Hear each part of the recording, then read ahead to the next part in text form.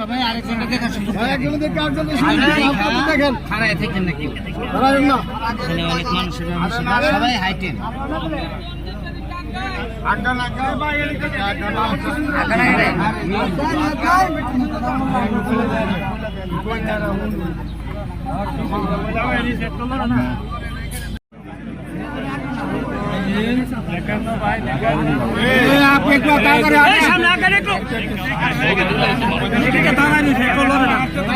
আস্তে আস্তে আগান সবাই দেখেন সবাই দেখার সুযোগ কেন জানগা ভিডিও পরে এখান থেকে সামনে থেকে করেন না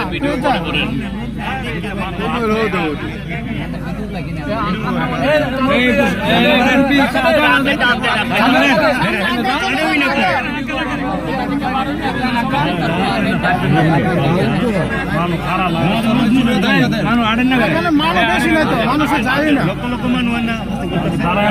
দেখতে যাতে কইব না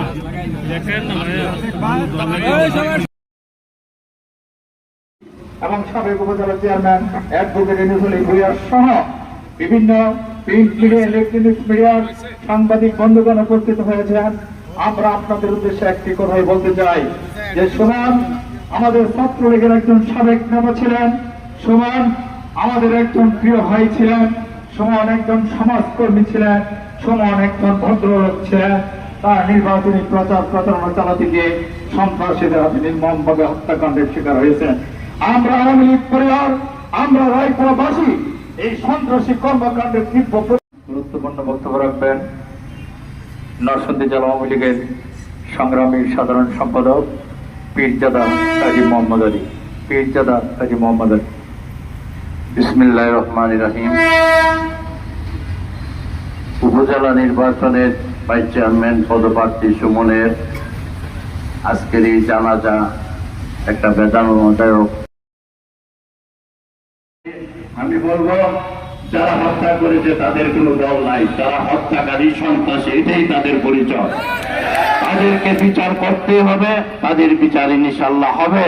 জননেত্রী শেখ হাসিনা ৪৫ বছর পরেও তার পিতার হত্যার বিচারকারীদেরকে বের করে বিচার করেছে। এই বিচার প্রকাশ্যে দিবালোকে হয়েছে। তার বিচার ইনশাআল্লাহ আমি মনে করি ৭২ ঘন্টা নয়, আগামী ৪৮ ঘন্টার মধ্যে অপরাধীরা গ্রেফতার হবে এবং তাদেরকে কাঠগড়ায় দাঁড়িয়ে তাদেরকে কামনা করে জননেত্রী শেখ হাসিনার দীর্ঘায়ু কামনা করে দীর্ঘ নেতৃত্ব কামনা করে আমি আবারও আমার এই সুমন এবং তার পিতামাতা তার স্ত্রী সহ সকলকে আল্লাহ যেন এই কঠিন সময়ে ধৈর্য ধরার তৌফিক দান করে আশা ব্যক্ত করে আমি আমার বক্তব্য শেষ করছি। জয় বাংলা, জয় বঙ্গবন্ধু, জয় হোক মেহনতি। আওয়ামী লীগের অনেক গুরুত্বপূর্ণ নেতৃবৃন্দ ছিলেন। সময় সংক্ষিপ্ততার জন্য এবং রাজু ভাই অসুস্থতা বোধ করায় আমরা সকলকে বক্তব্য দেওয়ার সুযোগ পাইনি বলে আন্তরিকভাবে দুঃখিত। তারা ক্ষমা সুন্দর দৃষ্টিতে দেখবেন। এখন গুরুত্বপূর্ণ বক্তব্য রাখবেন আমাদের প্রিয় নেতা, রায়পুরা থেকে বারবার নির্বাচিত মাননীয় জাতীয় সংসদ সদস্য, জাতীয় বীর মুক্তিযোদ্ধা জননেতা রাজুদ্দিন আহমেদ রাজু। জননেতা রাজুদ্দিন আহমেদ রাজু। এর বিরুদ্ধে আমরা আন্দোলন করেছি। পরে স্বাধীনতার পরে আমরা আন্দোলন করছি এরশাদের বিরুদ্ধে। কাজী কারো চোখ রাঙানিতে আমরা ভয় পাই না। রায়পুরা একটা গণতান্ত্রিক প্রতিষ্ঠান, গণতন্ত্র বিরাজ করছে। এইখানে আমরা কোন সামরিক বাহিনীর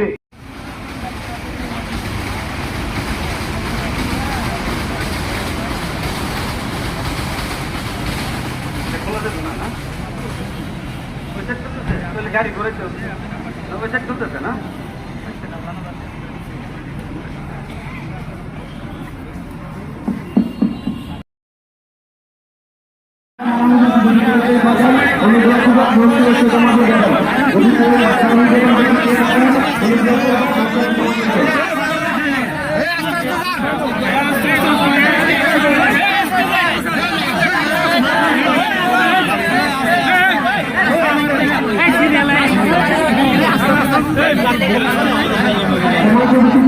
আমাদের বাংলাদেশের আইন